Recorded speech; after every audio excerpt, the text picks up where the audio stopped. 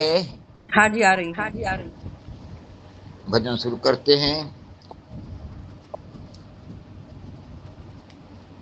ओम नाम के हीरे मोती मैं बिखराऊं गली गली। ओम नाम के हीरे मोती मैं बिखराऊं गली गली। ले ले रे कोई ओम का प्यारा आवाज लगाऊं गली गली।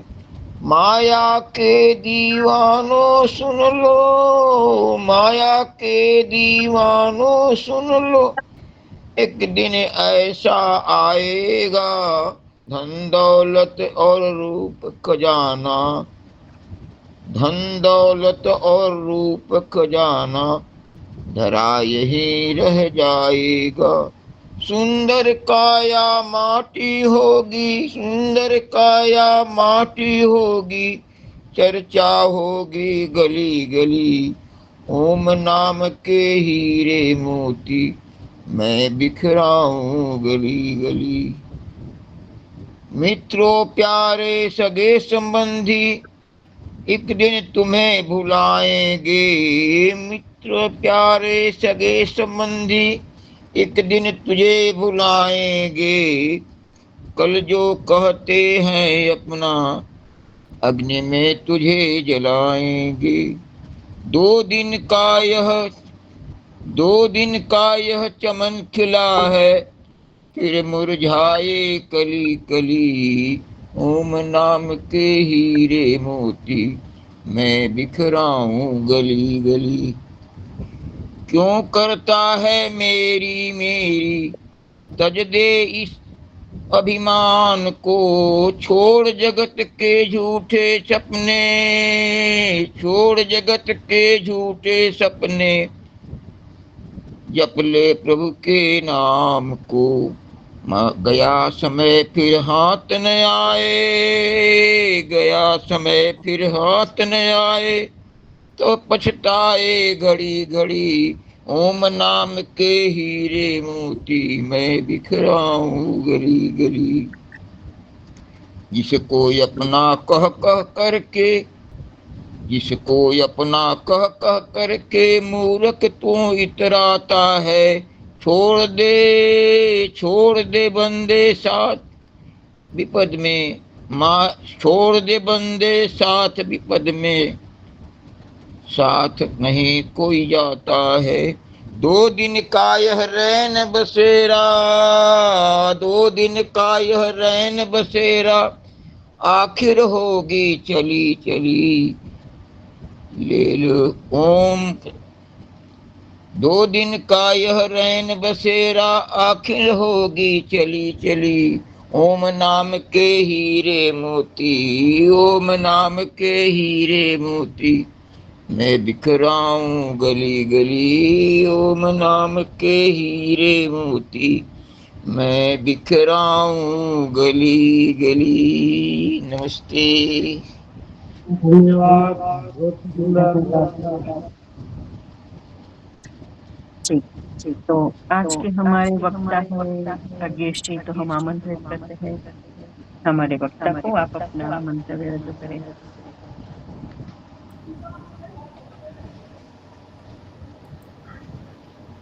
सबको सादर नमस्ते जी।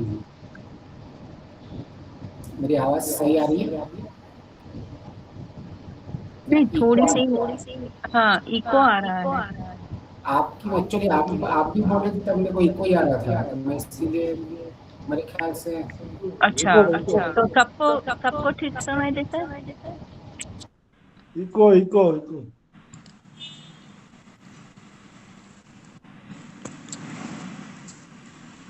ओम ओम ओम। हाँ हरीश भाई आप बोलिए, आपका इको आ रहा है या देखें। ओम ओम ओम ओम ओम। नहीं एक ही अलग अलग शब्द बोलिए, नहीं तो पता कैसे चलेगा। ओम ओम भूतम च भव्यम च सर्वं यश्चाधितिष्ठति। नहीं आपका इको नहीं आ रहा है, आपका तो सही आ रहा है, इको नहीं आ रहा है। मेरा अभी भी इको आ रहा है, ये हो गया सही? नहीं, अभी अभी ठीक है। अभी ठीक है। अच्छा अच्छा ठीक है, ठीक है, ठीक है।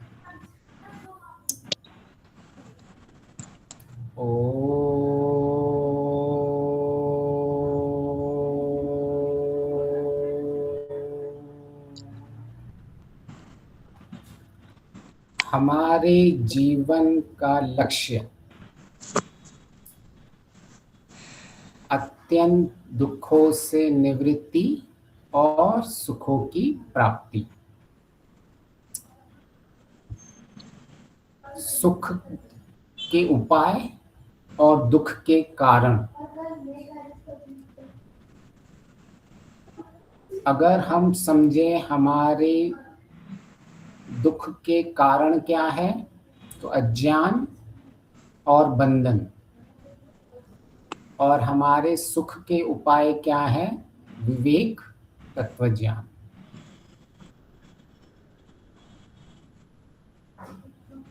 हम मुख्य रूप से जब दुख की निवृत्ति करने के लिए प्रयास करते हैं, तो हमारा मुख्य ज्ञान होता है कि हम दुख की निवृत्ति बाहर की वस्तुओं से करना चाहते हैं। हमें ऐसा लगता है कि बाहर परिवर्तन कर लेंगे तो हम अपने दुखों को दूर कर लेंगे। यह हमारा सबसे बड़ा ज्ञान है। जिस दिन ये विवेक हो गया, तो मननशील साधक केवल अपने संस्कारों के ओर दृष्टि रखता है। बाहर बारिश पड़ जाए, वर्षा पड़ जाए, और हम यह कारण ढूंढेंगे कि वर्षा बंद हो जाए, तो कभी नहीं हो सकता। हमें परिवर्तन हमें करना पड़ेगा कि हमें छाता लेना पड़ेगा। बाहर ठंडी पड़ रही है और ऐसा माने कि ठंड में परिवर्तन हो जाए, ऋतु में परिवर्तन हो जाए, तो ऐसा नहीं होगा। कपड़े, जैकेट हमको ही पहनना पड़ेगा। बाहर कीचड़ हो गई है, पानी हो गया है, या कंकर बिछ गए हैं, तो वो कंकर दूर नहीं कर सकते सारे, केवल हमें जूते पहनने पड़ेंगे। बाहर रास्ता पूरा खराब लगा पड़ा है, बहुत छोटे मोटे खड्डे लगे पड़े हैं, और हम ऐसा सोचे कि सारे रास्ते हमारी गवर्नमेंट ठीक कर ले, तो ऐसा नहीं हो सकता। हमें अपनी गाड़ी के शॉक एब्जॉर्बर स्ट्रॉन्ग रखने पड़ेंगे। तो परिवर्तन होना होगा तो हमें अपनी ओर से ही करना पड़ेगा। हम बाहर सबको सब नियंत्रण नहीं कर सकते, ये असंभव है। हम प्रयास कर सकते हैं, और वो प्रयास कुछ अंश तक सफल हो सकते हैं, पर पूर्णतः हम उन पे निर्भर नहीं रह सकते। परिवर्तन हमको आंतरिक ही करना पड़ेगा। तो जिस दिन हमें यह विवेक हो जाता है और बाहर का परिवर्तन से हमें लाभ होगा, यह अज्ञान चला जाता है, तब हमारी विशेष यात्रा आरंभ होती है, सुख की यात्रा। जिसमें बाहर की परिस्थितियां दुख की हो सकती हैं, बाहर की परिस्थितियां हमें उपद्रव पैदा करने वाली हो सकती हैं, परंतु हम दुखी नहीं होते, हम निरुपद्रव ही रहते हैं। हमें ऐसी स्थिति प्राप्त करनी है। तो सबको ये लक्ष्य स्पष्ट हो गया, हमको क्या प्राप्त करना है, कैसी स्थिति प्राप्त करनी है? हाँ, पता तो चल गया, लेकिन कुछ ऐसे भी उदाहरण दीजिए जो चेतन से हो। जड़ से तो जो भी कुछ परेशानी आती है उसके तो हम तैयार रहेंगे, लेकिन अगर कोई हाँ जी। ऐसी परिस्थितियां होगी जो चेतन से आने वाली हो, जो करीबी हो, तो उससे कुछ हाँ ऐसे उदाहरण दीजिए कि। हाँ, क्योंकि पिछली बार मैं हमेशा चेतन के ही देता था। मान अपमान, निंदा स्तुति और लाभ हानि कोई भी हमारा चेतन कर सकता है। वह हमारा कभी भी अपमान कर सकते हैं और कभी भी मान हमारा रख सकते हैं, हमारा सम्मान कर सकते हैं। वह कभी भी हमारी निंदा कर सकते हैं और वह कभी भी हमारी स्तुति भी कर सकते हैं। वह हमारा लाभ भी पहुंचा सकते हैं, वह हमारी हानि भी करवा सकते हैं। तो यह चेतन लोग हमसे, हमारे ऊपर अपना कोई भी व्यवहार कर सकते हैं। जैसे मैंने चेतन का कई बार ऋषि दयानंद का उदाहरण दिया है कि कैसे उनके ऊपर बिन बिन समय में और कैसे उनको नीचा दिखाने का लोगों ने प्रयास किया था, परंतु वह कहते थे मैं लोगों को बंधन में नहीं डालने आया, मैं तो इनको मुक्त करने आया हूं। वह लोग उनको बहुत भला बुरा कहते थे, परंतु वह उनके लिए अच्छे अच्छे फल चुन के देते थे, क्योंकि ऐसा समझते थे कि ये इतनी मेरी बुराइयां कर रहा है, यह मेरे लिए सबसे पहले जो परिस्थितियां उत्पन्न कर रहा है, इससे मेरी उन्नति हो रही है। जितने भी चेतन हैं जो हमारे लिए विपरीत स्थितियां उत्पन्न कर रहे हैं, उन्हें हमें धन्यवाद करना चाहिए, क्योंकि अगर वह वैसी स्थितियां उत्पन्न नहीं करेंगे तो हमें अपनी आंतरिक स्थिति का आकलन कभी नहीं होगा। तो यह सारे लोग जो चेतन लोग हो, जड़ हो, इन सब का एक ही कार्य है कि हमारी उन्नति करवाना, चाहे उनको पता हो या चाहे न पता हो। परंतु उनकी उन्नति से, उनके व्यवहार से हमें अपना आकलन हो जाता है कि हमारी वास्तविक स्थिति क्या है। अगर ऐसी परिस्थितियां नहीं आएंगी, जड़ की ऐसे चेतन लोग नहीं मिलेंगे, तो हम अपना आकलन कभी नहीं कर पाएंगे। हमें पता ही नहीं चलेगा कि वास्तव में हमारी निरुपद्रव की स्थिति कितनी बनी है, क्योंकि गायत्री मंत्र हम बचपन से बोलते आए हैं। भर्गो देवस्य धीमहि, भर्गः को धारण करें, भर्गः को धारण करें। और भर्गः का धारण का अर्थ यही होता है निरुपद्रव को धारण करें। हमारे अंदर वास्तविक स्थिति निरुपद्रवता की बने। ऋषि दयानंद जी ने यह संस्कृत में पंचमा यज्ञ विधि में यह कहा है कि क्या क्या मुझे धारण करना है। तो सबसे पहले कहा है निरुपद्रव को धारण करना है। तो जब भी हम गायत्री मंत्र कह रहे हैं तो उसका अर्थ यही है कि हम संकल्प ले रहे हैं, भर्गो देवस्य धीमहि, मैं हर समय उपद्रव रहित रहूंगा, मैं निरुपद्रव रहूंगा, और हर समय मेरी बुद्धि ऐसी ही बनी रहे। धियो यो नः प्रचोदयात्, कि इसी सन्मार्ग पे आगे चलती रहे, मैं निरुपद्रव बना रहूं हर समय, मेरे अंदर अविचलित स्थिति बनी रहे। बस जिस दिन हमारी जितनी जितनी ऐसी स्थिति बन रही है, तो हम उतने उतने उन्नति की ओर बढ़ रहे हैं। जब हमारी जिस समय पे ऐसी स्थिति नहीं हो रही है, तो हमें लगना चाहिए कि हमें कहाँ कहाँ कार्य करना है, और यह सारा संसार हमारी उस उन्नति के लिए लगा हुआ है। इस संसार को बेचारे को पता ही नहीं है, जाने अनजाने में सारे लोग हमारी उन्नति के लिए लगे हुए हैं।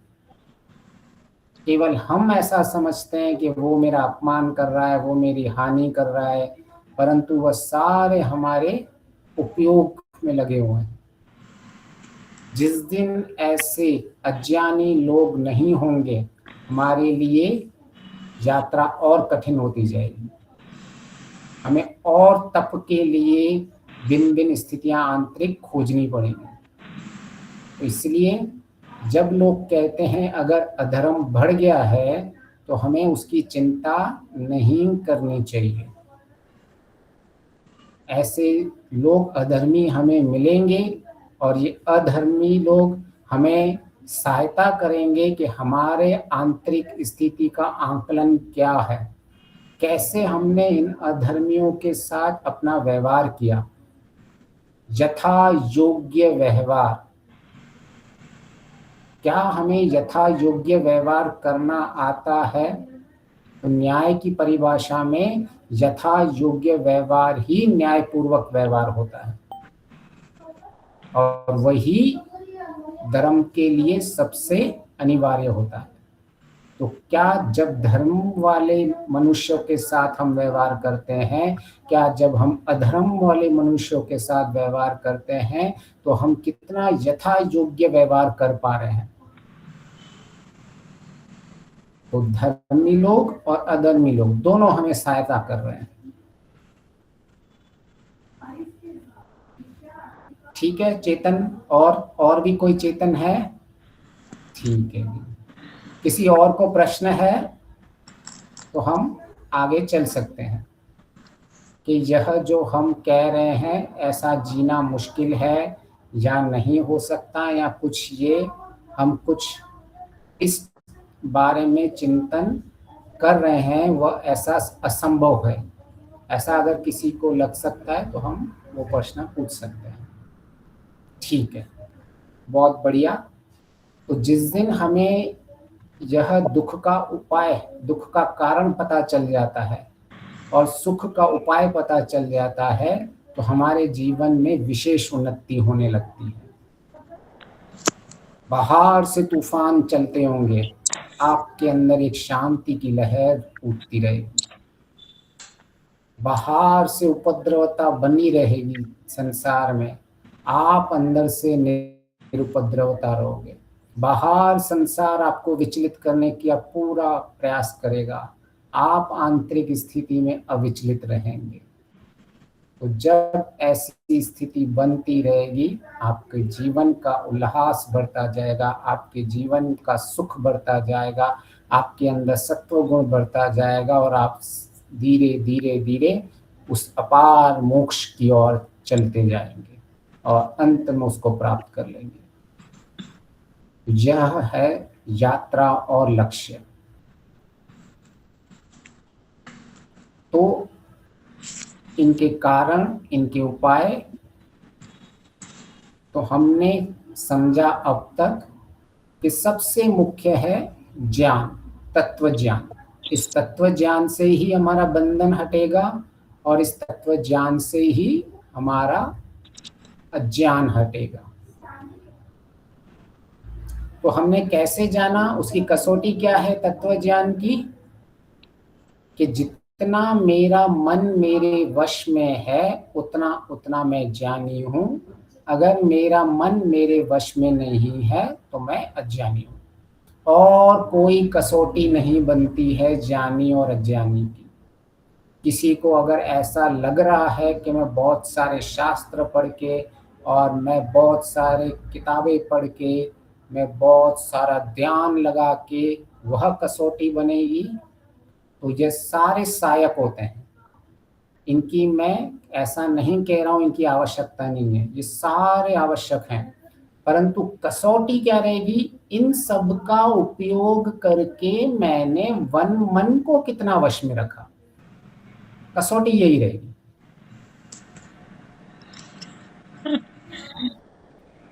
तो इसमें मैं फेल हो गई हूँ एक परिस्थिति में, नहीं रह पाती, नहीं कर पाई। हाँ, ये हम सब हैं।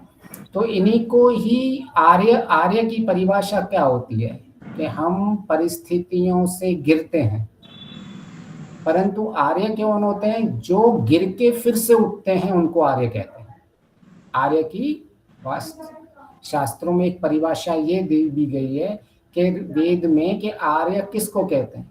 कुछ सामान्य लोग होते हैं वो गिर के उठते नहीं है, परंतु आर्य होता है वो बार बार गिरता है और बार बार उठता है। उसे यह विश्वास पूरा होता है कि गिरना कोई बड़ी बात नहीं है, ना उससे बुरा लगता है गिरने में, परंतु उसका जो मुख्य उद्देश्य होता है मैं गिर के फिर से खड़ा रहूंगा। आज मुझसे कुछ भूलें हो गई होंगी, परंतु कल मैं फिर से उस खड़ा होके मैं उस भूल को दूर करने के प्रयास में लगा रहूंगा। फिर मैं हो सकता है 100% में केवल 10% कर पाया, लेकिन मैं कल फिर से 15% के लिए तैयारी करूंगा। फिर हो सकता है मैं 100 से फिर से 75% तक ही नहीं कर पाया, लेकिन मैं आगे थोड़ा थोड़ा बढ़ते जा रहा हूं। और गिर के उठना इसी तरह से ही पहले वो खड्डे में 100 फीट अंदर कूद जाता है, फिर वो बाहर निकलने की पूरी तैयारी करता है, फिर भी गिरता है, लेकिन वो 80 फुट पे जाता है, 20 फुट उसकी प्रगति होती रहती है। फिर वो गिरता है, लेकिन 70 फुट तक गिरता है, 30 फीट इसकी प्रगति होती है। तो हमारे जीवन के लक्ष्य में गिरना कोई बड़ी बात नहीं है, ये तो सामान्य है। हम सब जब इस पे हम अपना पुरुषार्थ करेंगे तो गिरेंगे। यह प्रायः हम ऐसे समझते हैं कि गिरना बहुत बुरी बात है, कैसे होगा, मैं तो साधना में लगा हुआ हूँ। नहीं, उसका हमें ज्यादा विचार नहीं करना है। हमें करना है अब मैं फिर से कैसे उठ के और आगे बढ़ूं। हमारी दृष्टि केवल उसमें रहनी चाहिए। तो कोई बड़ी बात नहीं है। हम बहुत पढ़ते हैं, हम शास्त्रों को भी पढ़ते हैं और बहुत सारी साधना करते हैं, ध्यान लगाते हैं, पर आचरण में आने में समय लगता है। कोई बड़ी बात, मैं लगा हुआ हूं, आज समय थोड़ा बड़ा लग गया, परंतु मुख्य है कि मैं रास्ता सही पकड़ा हूं। मैं हर बार ये कहता हूं कि थोड़ी देर लग रही है वो बड़ी बात नहीं है, मुख्य है हमारा रास्ता सही है। कहीं हमें ऐसा तो नहीं लग गया कि किताबें पढ़ने से, ध्यान लगाने से, इन सब जो साधन थे वो हमने कहीं कसौटी तो नहीं मान के रखी है। जो साधन थे उस कसौटी तक पहुंचने के लिए साधक की यहाँ बहुत बड़ी भ्रांति हो जाती है। वो साधनों को कसौटी मान के ले लेता है। साधन होते हैं जिनसे हमें उस कसौटी तक पहुंचना होता है। तो यह बहुत सारे विद्वानों को भी अहंकार हो जाता है इसके कारण कि मैं इतने सालों से लगा हुआ हूँ, मैं इतने सालों से ये पढ़ चुका हूँ, मैं इतने सालों से सवेरे ध्यान करता हूँ। वह साधन थे वो भूल जाता है उनको। तो कसौटी होगी, बहुत अच्छी बात है, आप ध्यान कीजिए, बहुत अच्छी बात है, आप शास्त्र पढ़िए, पर उनको पढ़ने के बाद, उनको करने के बाद आपका मन कितना वश में रह रहा है, यह हमारे लिए मुख्य कसौटी होनी चाहिए। ठीक है। और इस मन को कैसे वश में करें, इनके लिए हमने चर्चा की। तो इनको, मन को वश में करने के लिए हमें संकल्प लेना पड़ता है, क्योंकि हम सब फेल होते हैं दिन भर में, और वह बहुत सामान्य है। ये संकल्प ही है जो गिर के उठाता है फिर से। ये संकल्प ही है जो ऑफ ट्रैक से ऑन ट्रैक लेके आता है। ये संकल्प ही है जो हम लगे हुए हैं, यह मुख्य धारा में लगा रहता है। स्वामी सत्यपति जी कहते पकड़े को पकड़े रहो, छूट जाती है हमसे चीजें। स्वामी सत्यपति जी कई बार ये कहते थे कि हमसे केवल मुख्य हमारे लिए प्रॉब्लम वही आती है कि सुनते बहुत हैं, बहुत सारे फूल जाते हैं, आहा आज तो मैं दुनिया तोड़ दूंगा। तारक मेहता का उल्टा चश्मा एक सीरियल आता था, उसमें एक पोपट लाल होता था, वो ऐसे ही करता था, दुनिया हिला के रख दूंगा। ऐसे हम भी करते हैं, आज तो अरे 2-4 सत्संग सुन लिए किसी से, गया, फिर हफ्ते के बाद ठंडे पड़ जाते हैं। क्यों ऐसा होता है? क्योंकि संकल्प नहीं होता है। तो जब हम संकल्प लेते हैं तो हमें उस मन को पवित्र करने में, मन को वश करने में बहुत सहायता मिलती है। तो मन वश में हो गया, मेरी उन्नति हो रही है, मेरे इमोशंस मेरे कंट्रोल में हो रहे हैं, मेरी भावनाएं मेरे नियंत्रण में हो रही हैं, मेरी कामनाएं मेरे नियंत्रण में हो रही हैं, मेरी डिजायर्स, मेरी वांट्स, मेरी नीड्स सब कंट्रोल में हो रहा है। इसका आपको स्लोली धीरे धीरे धीरे आंकलन तब होगा जब आपको पता चलेगा मैं कितना निरुपद्रव दिन में रहा और कितना उपद्रव रहा। हो सकता है आपको सब कुछ का आकलन नहीं पता चले, परंतु इतना आकलन तो आप कर सकते हो कि ठीक है, मुझे पता नहीं कि मेरी भावनाएं कैसी कैसी थी, मुझे पता नहीं मेरी कामनाएं कैसी कैसी थी, पर मैं बहुत उपद्रवी था या नहीं था, यह आप अवश्य निर्णय ले सकते हो। तो आवश्यकता नहीं है हर भावना को एक एक जगह आप समझ पाओ तो बहुत बढ़िया, बहुत अच्छा है। नहीं भी समझ पा रहे हो तो उपद्रव और निरुपद्रव से आप आकलन कर सकते हो। तो हमें जब यह कसौटी पता चल गई कि अभी मेरे कितने संस्कारों में परिवर्तन हुआ है, मैं संस्कारों को परिवर्तन करके कितना आगे बढ़ा हूं, तो वो हमारी स्थिति किससे पता चलेगा कि कितनी मैं विचलित था अवस्था, कितनी मेरी उपद्रव अवस्था थी दिन भर। यह आकलन जब हम करते हैं तो हमें सही सही अपना मापदंड पता चल जाता है कि अब मैं कितना आगे बढ़ा हूं और कितना आगे चलना है। ठीक है, यहां तक हो गया? ठीक, आगे चलें। ठीक है, तो हमने यह कहा समझा अब तक कि बाहर संसार में कुछ भी कितना भी प्राप्त हो जाए, बाहर हमें कितनी भी हानि हो जाए, मुख्य मेरा हमेशा उद्देश्य रहना चाहिए कि हमारे संस्कारों की हानि नहीं होनी चाहिए।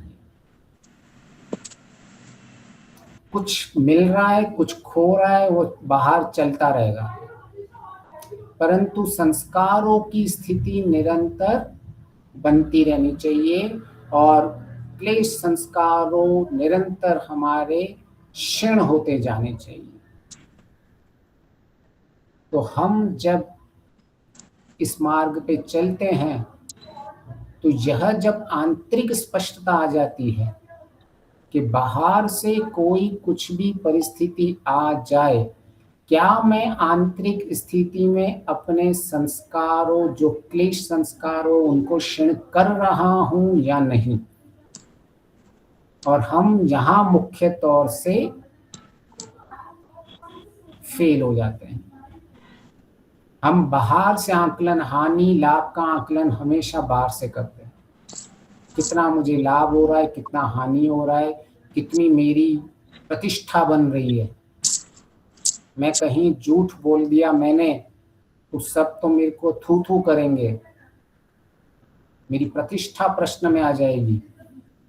आपने कैसे, बड़े भाग्येश जी आप तो बड़े प्रवचन देते हो और आपने ऐसे झूठ बोल दिया। तो हम बाहर से अपना सम्मान की अपेक्षा रखते हैं, इसलिए झूठ बोल देते हैं कि मेरी इतनी हानि हो जाएगी कि इतने सारे लोग मुझे ऐसा मानेंगे,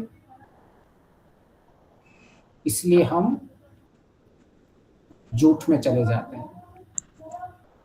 जिस दिन पता चल गया कि ये झूठ बोलने से बाहर वाले लोगों का तो प्रतिष्ठा मैंने बचा दी, बाहर वाले लोग तो अभी भी सम्मान कर रहे हैं, लेकिन मैंने अपना संस्कार बना दिया,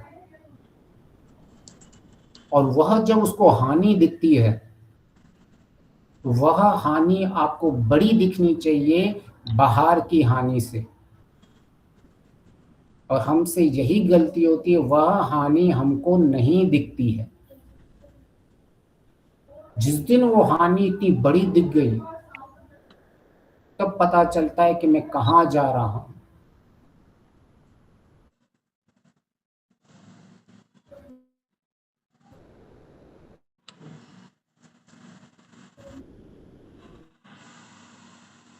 महाविनाश है, उपनिषद में स्पष्ट लिखा है। तो हमें महाविनाश दिखना चाहिए कि जब मैं बाहर को कुछ लोगों को खुश करने में आंतरिक मैंने संस्कारों पे इतना बड़ा नुकसान कर दिया। साधारण विनाश नहीं, महाविनाश।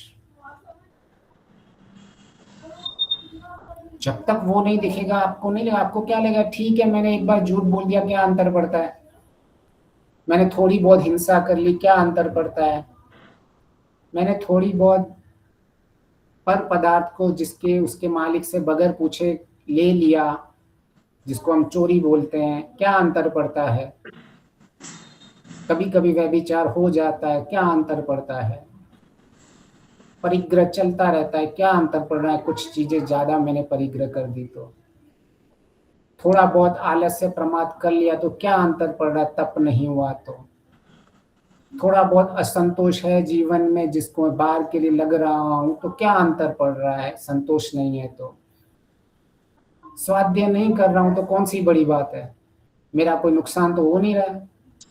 कितने लोग हैं जो स्वाध्याय करते हैं, उनकी तो मुझे हानि दिखती नहीं है, तो कौन सी बड़ी बात है मैंने स्वाध्याय नहीं किया तो। पर जब महाविनाश दिखने लग जाए कि यह मेरे संस्कारों को शुद्ध करने के लिए सबसे ज्यादा आवश्यकता है, तो जीवन बदल जाता है। पर केवल वो विनाश दिखना चाहिए, महाविनाश दिखना चाहिए। हमें यह मनुष्य जन्म जो मिला है वो कैसे मिला है, कितनी अरबों खरबों आत्माएं हैं, उसमें से केवल कुछ आत्माएं ही मनुष्य जीवन मिला है। मैं अगर उन पे काम नहीं करूंगा तो कल कीड़े मकोड़े की जीवन मिलने वाला है, क्योंकि बहुत कम है मनुष्य लोग। हमारे लिए कंपटीशन मेडिकल और इंजीनियरिंग, इन सब से ज्यादा कंपटीशन है हमारे सामने मनुष्य जीवन को प्राप्त करना, क्योंकि ये सिस्टम सारा ऐसा बना हुआ है। बहुत सारे मनुष्य बन ही नहीं सकते हैं। तो हमें लगता नहीं है कि पाप ये छोटे छोटे कर रहे हैं, लेकिन हमें पता नहीं कि इनका कितना बड़ा फल मिलता है, कितना हम इसको साधारण दृष्टि से ले लेते हैं अपने मनुष्य जीवन को। एक एक दिन जो जीते हैं हमारे लिए बहुमूल्य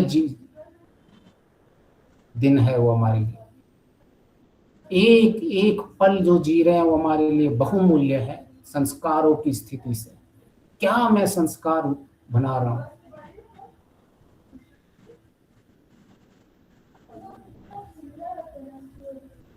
तो जब हमें यह स्पष्ट हो जाता है कि मेरी हानि कहाँ ज्यादा है, तो हमारा सारा केंद्र बिंदु एक ही रहता है, केवल संस्कार। 3 स्तर पे मुक्तियां काम करती हैं। पहले तो पाप कर्मों से मुक्ति, जब तक संस्कारों पे इतना नहीं अनुभव बन पा रहा है, जब तक संस्कारों पे इतना नियंत्रण नहीं हो पा रहा है, या संस्कारों के प्रति दृष्टि नहीं बन पा रही है, संस्कारों के प्रति इतने सजग नहीं है, अभी तक संस्कारों के प्रति इतना तत्व ज्ञान नहीं है, तो कम से कम पाप कर्मों से बाहर मुक्ति कर दीजिए। फिर दूसरा आता है ये संस्कारों से मुक्ति, क्लेश संस्कारों से मुक्ति। फिर तीसरा होता है अंतिम शरीर से मुक्ति। जब तक पाप कर्म होंगे तब पहले पाप कर्मों से लेवल पे हमें मुक्त होते रहना होता है, संस्कारों से मुक्त होता रहना होता है, तब जाके हमारी ये बंधन छूटेगा शरीर और इसका, नहीं तो इसका कोई और उपाय नहीं है। ये 3 स्तर की मुक्तियां नहीं समझ में आई तो इसका उपाय कोई और मिलेगा ही नहीं। इन सब में सामंजस्य बना के रखना पड़ेगा। इसलिए मन को वश करने लिए हम 6 दिशा में लगे हुए रहते हैं, मन की परिक्रमा करते हैं, जो हम ब्रह्म यज्ञ हमने लिया हुआ है। सबसे पहले ईश्वर को एक दिशा में लेते हैं, ज्ञान, प्रकाश, अग्नि।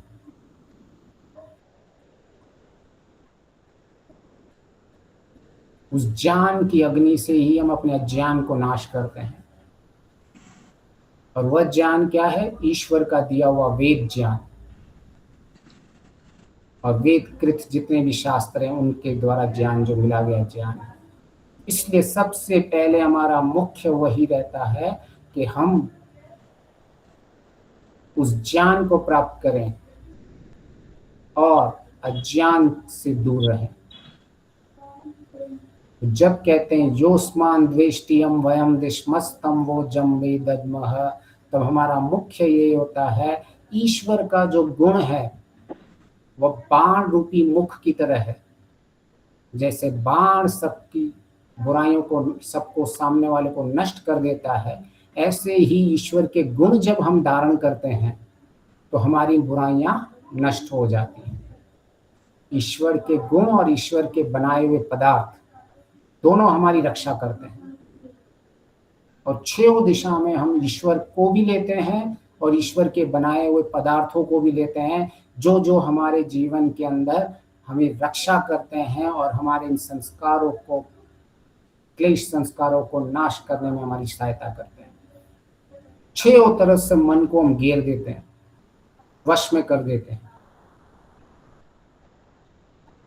इस तरह से ईश्वर के गुण जैसे हमारे में आते जाते हैं, वैसे ही जब ज्ञान गुण मिलता है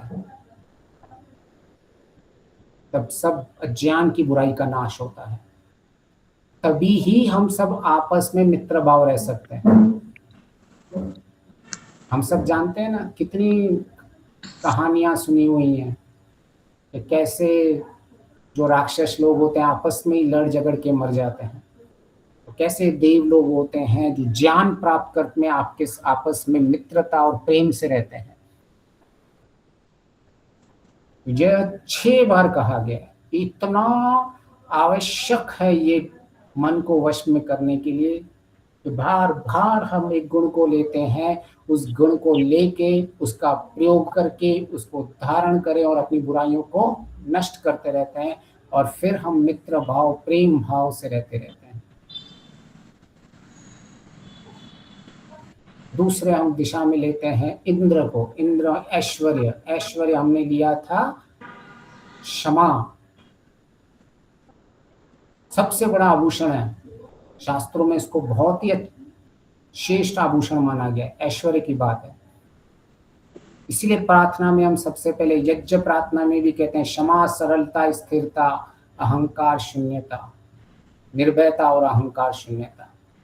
सबसे पहले आता है ये आती क्षमा। धर्म के लक्षण में भी सीधा धृति के बाद क्षमा दिया गया। ये बहुत बड़ा गुण है क्षमा। जो संस्कारों को अपने वश में करने जाते हैं, ये क्षमा एक बाण की तरह काम करता है,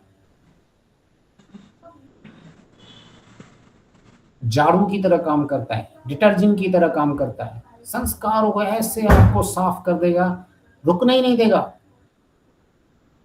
जैसे ही हमने चीजों को पकड़ लिया, ऐसे ही हम संस्कार हमारे उत्पन्न होते रहते हैं। जैसे ही चीजों को लेट गो कर दिया, क्षमा कर दिया, मैंने सहन कर लिया, तू मान कर, अपमान कर, तू निंदा कर, तू स्तुति कर, तू लाभ कर, तू हानि कर, तू जो कुछ कर, मेरे लिए मेरे संस्कार मुख्य हैं। मैं क्षमा केवल इसीलिए कर रहा हूं कि तेरे से उलझने से मेरे संस्कार बिगड़ने नहीं चाहिए। तो इस तरह से हम अपने अंदर इतना खालीपन कर देते हैं, किसी के लिए कोई द्वेष ही नहीं है। क्या बिगाड़ लेगा तू मेरा? तू कुछ शब्द कह रहा है, उन शब्दों का मेरे अंदर में जो प्रभाव पड़ेगा उसका नियंत्रण मेरे हाथ में है। तू मुझे नियंत्रण नहीं कर सकता। आज हम सब दूसरों के नियंत्रण में जीते हैं, दूसरों के वश में जीते हैं। इसका मतलब अज्ञानी है। सामने वाला हमें कुछ बोल देता है और हम उपद्रव मचा देते हैं।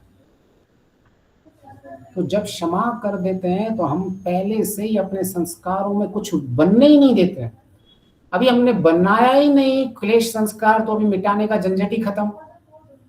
सबसे बड़ा तो झंझट है कि एक बार संस्कार बन जाता है तो उसको मिटाने में बहुत मेहनत लगती है।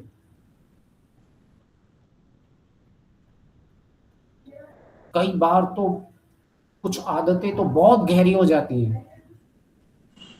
तो क्षमा तो बिल्कुल चल भाई, एंट्री नो एंट्री संस्कार हमने बनाने ही नहीं दिए बुरे संस्कारों को, कि भाई तू मुझे कुछ करने वाला था, मैं उसका तुझे जवाब देने वाला था, मेरे अंदर उपद्रव बनने वाला था, ऐसे मेरे अंदर द्वेष के संस्कार बनने वाले थे, मैंने उनके ऊपर आने ही नहीं दिए। उससे क्या होता है, दो फायदे होते हैं। एक तो नया संस्कार नहीं बनता है, और जो पुराना हमारा द्वेष का संस्कार पड़ा रहता है उसका उपयोग नहीं करते हैं तो वह भी धीरे धीरे क्षीण हो जाता है। तो दो जगह पे एक साथ इसका लाभ होता है, क्योंकि हमें दोनों जगह पे काम करना होता है।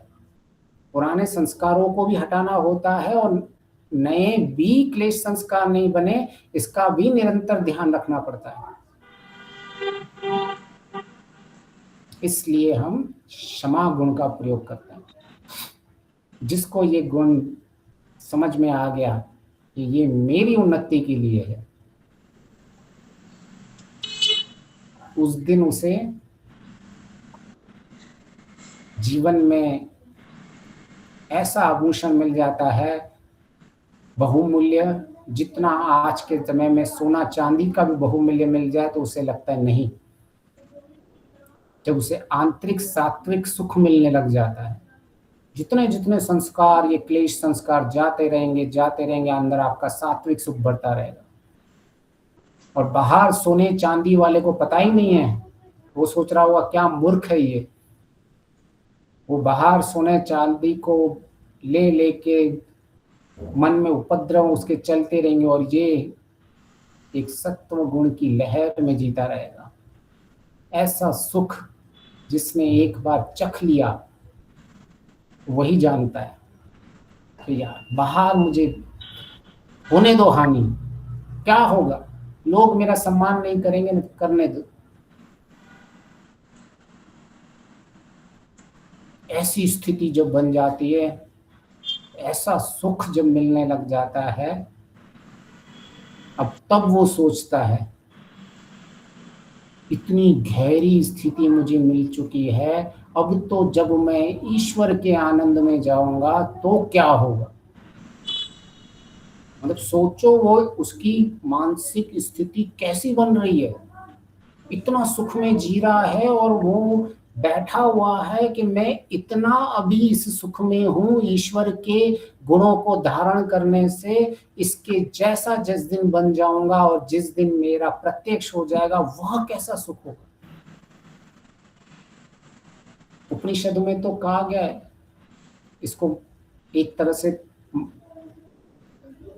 इसको मापदंड भी इसका किया गया, कितना सुख होता है ब्रह्मानंद का। उन्होंने पहले भिन्न भिन्न सुखों का बोला, इससे 100 गुना सुख ये, इससे 100 गुना गंधर्व सुख, इससे 100 गुना पितर का सुख, इससे 100 गुना ये सुख, इससे 12वीं जगह पे जाके 100 गुना 100 गुना 100 गुना 100 गुना 100 गुना करके फिर 12वां जगह पे जाके ब्रह्मानंद मिलता है।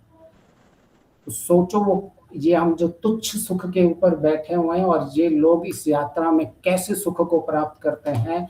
100 गुना तो केवल एक सीढ़ी में मिलता है। तो 100 गुना मतलब 12वीं सीढ़ी में 1200 गुना नहीं, 100 गुना से गुणा 100 गुना फिर 100 गुना फिर 100 गुना मल्टीप्लाई चल रहा है यहाँ। इतना सुख की यात्रा में हम निकल जाते हैं। Let go. जिस दिन हमने ये शब्द यूज किया लेट गो, मैं रुकने नहीं दूंगा अपने अंदर। किसी भी क्लेश संस्कारों को नो एंट्री है मेरे अंदर। मैं कहीं भी ब्लॉकेज नहीं होने दे दूंगा। लोग ये कहते हैं ना हृदय चक्र, ऐसे 12 चक्र 8-9 चक्र, या हृदय चक्र की बात करते हैं, ये वही हृदय चक्र है कि अंदर क्लेशों को नहीं रोकना। वो उनको ब्लॉकेज बोलते हैं चक्र वाले, कि कुछ आपकी शक्ति रुक गई है। तो वास्तव में वो शक्ति रुकने का अर्थ यह है कि आपके अंदर क्लेश संस्कार पाइप में जाम हो चुका है, और जब आपका पाइप जाम हो जाता है तो आपके बाहर जो पानी का या जो भी उसका फ्लो नहीं निकलता है शक्ति का, तो आपको यह सारे दुख झेलने पड़ते हैं। और उसको ही ये लोग हृदय चक्र कहते हैं, जो 9 चक्र वाले होते हैं।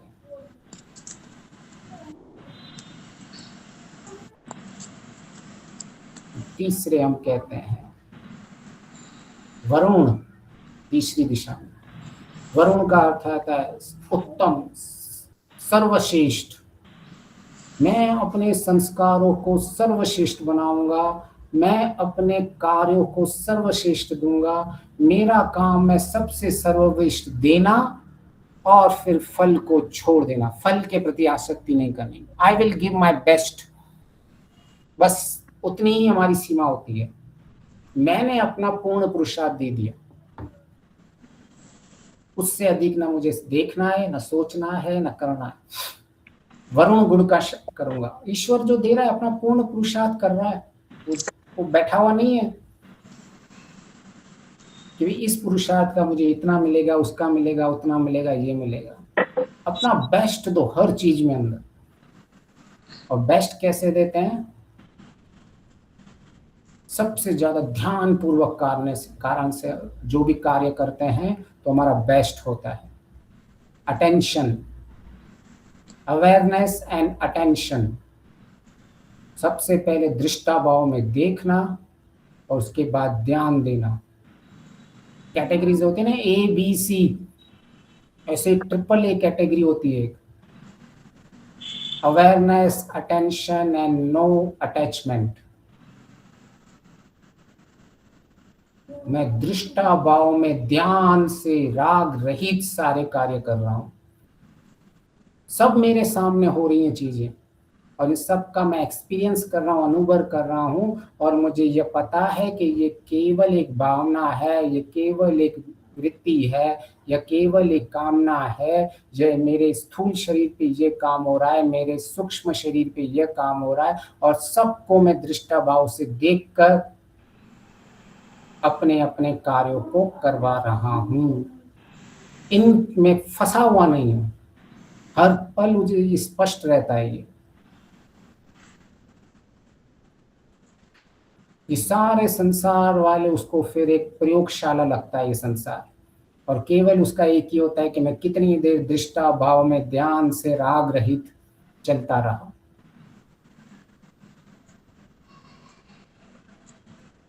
हर पल उसकी स्थिति ये बनी रहती जो प्रयास करता है। जैसे ही आप दृष्टा भाव से हटोगे, जैसे ही आप ध्यान से हटोगे, तो आप अपना श्रेष्ठ नहीं दे रहे हो। इसलिए हम वरुण गुण को गान करते हैं।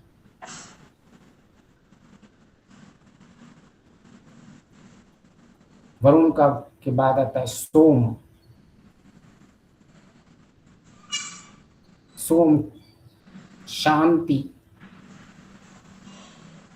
निरुपद्रव स्थिति। मुझे जान लिया मैंने, ज्ञान से मैंने क्षमा का प्रयोग किया, क्षमा को मैंने जब प्रयोग किया तो उसके बाद उत्तम कार्य करने लगा।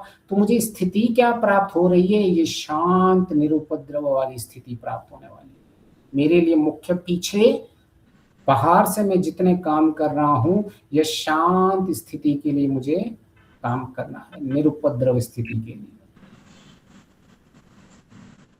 ईश्वर निरुपद्रव है, मुझे भी निरुपद्रव बनना है। इस गुण से मैं उन सब, इस गुण के बाण के मुख से मैं सारे उपद्रवों का नाश करता हूं।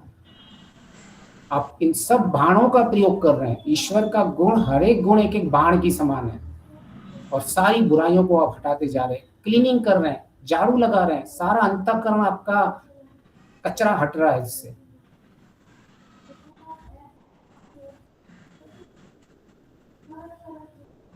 फिर पांचवी दिशा में विष्णु को लेते हैं। विष्णु व्यापक, व्यापक और न्यायकारी, हमेशा ईश्वर के गुण साथ साथ साथ में चलते रहते हैं। मैं हर चीज में व्यापक दृष्टिकोण रखूं, मुझे हर पल न्याय, ईश्वर का न्याय व्यवस्था मेरी बुद्धि में पड़ी रहे, तो हम पाप करेंगे ही नहीं, निष्पाप कर्म से मुक्ति। और हमारे दुख का कारण यही होता है कि हम हमारी संकुचित बुद्धि से सबको देखते रहते हैं। जब हम विस्तृत बुद्धि, व्यापक बुद्धि से देखते हैं तो सारी प्रॉब्लम्स छोटी छोटी लगने लगती है क्या अभी चीज?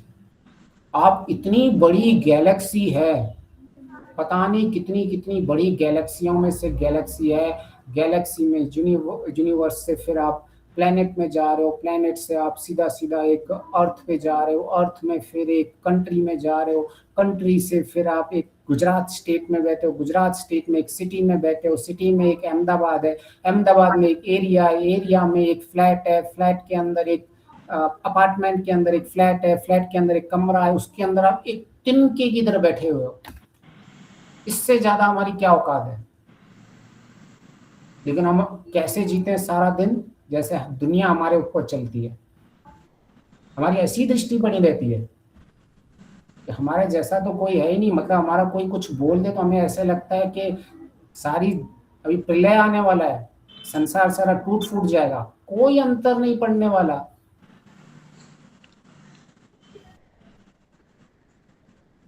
कितना भी गाड़ी बंगला सब खरीदा, बस एक टिक हुआ तो जाओगे उसी धरती के अंदर, या जाएंगे हम पंचतंत्रों में, सब सबका एक ही गंतव्य है। पता नहीं क्या हम अपने आप को समझ के बैठे रहते हैं, मेरे जैसा तो कोई है ही नहीं। एक आप प्लेनेट, वो सारी की सारी पृथ्वी घूम रही है, आप देखो उस पृथ्वी पे आप जगह पे कौन सी जगह पे बैठे हो और सोचिए आंखें बंद करके कि अभी पृथ्वी घूम रही है और सारे पृथ्वी पे मैं कहाँ हूं, और वो भी हवा में घूम रही है, कोई जिसका कोई सहारा भी नहीं है। ऐसी अवस्थाओं को सोचो। व्यापक बुद्धि, क्या अंतर बढ़ता है इतने बड़े संसार में छोटी सी घटना का। लेकिन हमारा उल्टा रहता है, हम एम्प्लीफिकेशन करते हैं, उल्टा करते हैं, छोटी चीजों को बड़ी बड़ी चीजें बना देते हैं। मस्तिष्क में बार बार सोच सोच के उसने मुझे ऐसा बोल दिया, उसने मेरे साथ ऐसा कर दिया, मैंने तो लोगों के साथ अच्छा करता हूँ, मेरे साथ लोग ऐसा करते, पता नहीं क्या क्या करके एक छोटी सी घटना को इतना बड़ा बना देते हैं, तो हमारा व्यापक दृष्टिकोण होता ही नहीं है। इसलिए संध्या में हम उस व्यापक ईश्वर से व्यापक दृष्टिकोण बनाते हैं। सब कुछ इतना बड़ा देखो, फिर देखो कोई सामने वाले के परेशान करने की कोई कर ही नहीं सकता। आपको क्या अंतर पड़ रहा है कहीं आसपास में छोटी, आप सामने देखिए चींटियों को, मकोड़ों को देखो, वॉक करने जाते हो, कितने मकोड़े ऐसे ही वॉक करें मॉर्निंग में मर जाते हैं। ऐसे हम भी ऐसे ही हैं।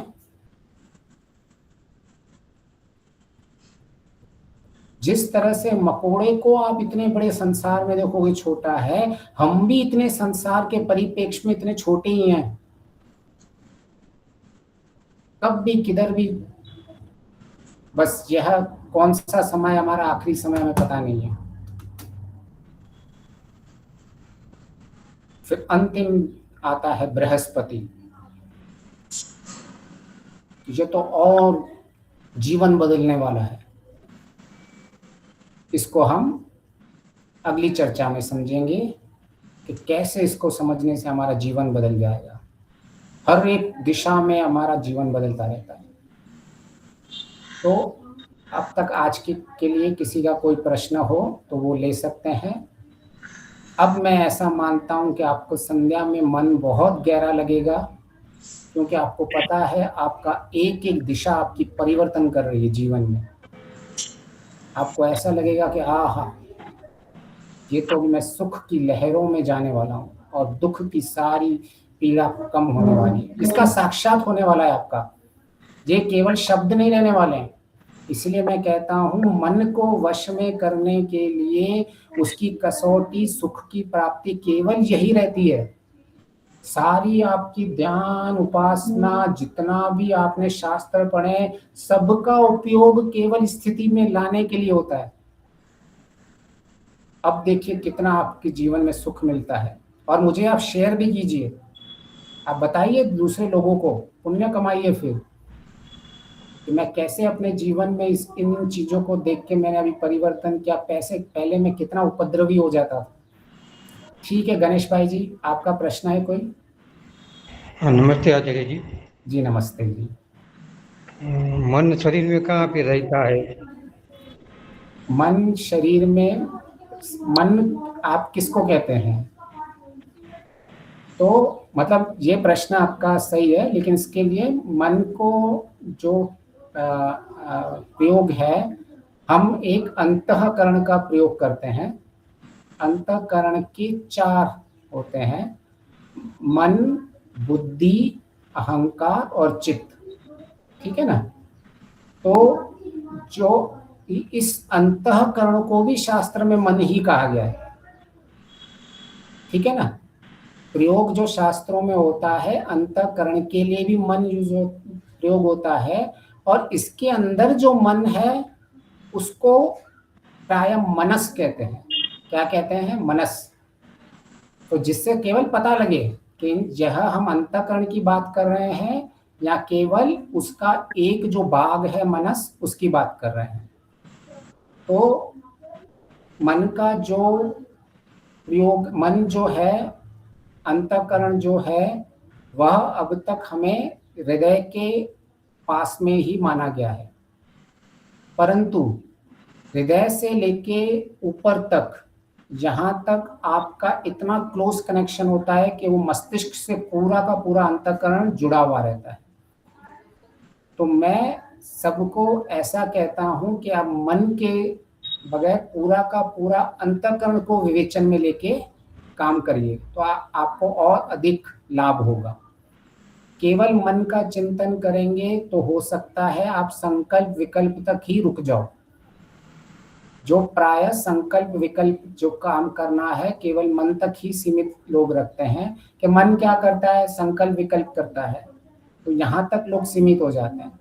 पर हम आत्मा को, आप अंतःकरण को सामने रख के सब कार्य करोगे तो आपको ज्यादा इसके अंदर संशय उत्पन्न नहीं होगा। वरना चित्त को लेके, मन को लेके, कहाँ है ये, कैसे काम करेंगे, बुद्धि के से कैसे संबंध है, फिर कई लोग चित्त और बुद्धि को एक मानते हैं, कई लोग फिर मन को मानते हैं कि मन ही सब कुछ है। तो इन सबको का संशय मिटाने के लिए एक अंतःकरण का शब्द प्राय प्रयोग किया जाता है। तो आप वो हृदय के पास में ही समझिए, परंतु हृदय से लेके मस्तिष्क तक यह पूरा जुड़ा हुआ रहता है। इसीलिए जब हमारी उदान वायु होती है, 5 प्राण वायु होती है जो ऊपर की होती है, तो ऊपर जब हम निकलने के समय, मरते समय, प्राय हम ऐसा कहते हैं कि हम आत्मा बाहर निकल गई, ऐसा माना जाता है। जी गणेश भाई। जी जी धन्यवाद जी। जी सबका बहुत बहुत धन्यवाद। धन्यवाद आचार्य जी, बहुत धन्यवाद। बहुत धन्यवाद। बहुत बहुत धन्यवाद आचार्य जी आपका। धन्यवाद। और संध्या में मजा आएगा।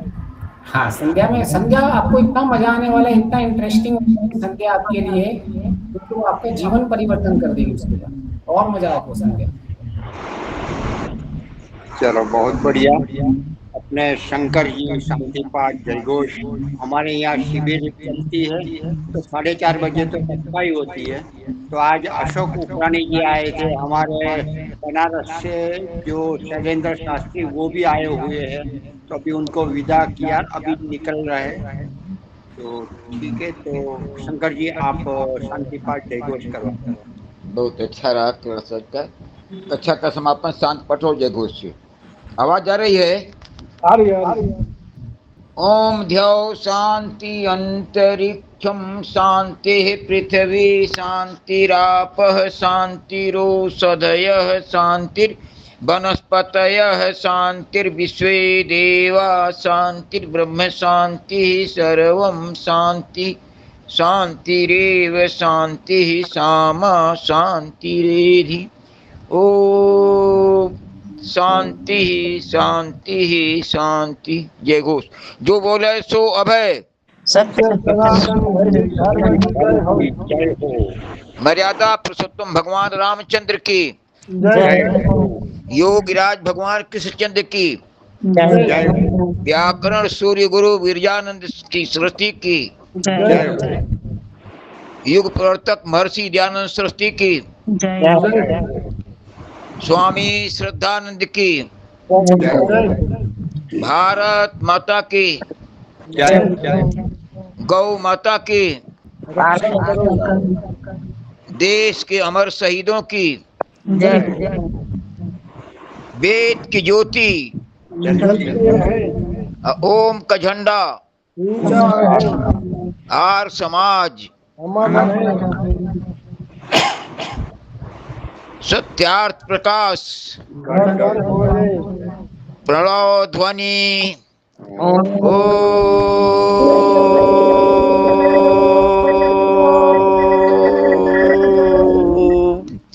वैदिक अभिवादन।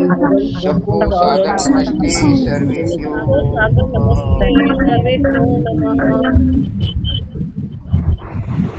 कल चीफ जस्टिस हमारे अशोक उकरानी जी आर्य समाज के नियम निराकार सब्जेक्ट उस पर आगे चलाएंगे। उनसे बात हो गई, कल वो उनका वक्तव्य रहेगा। जी मिलके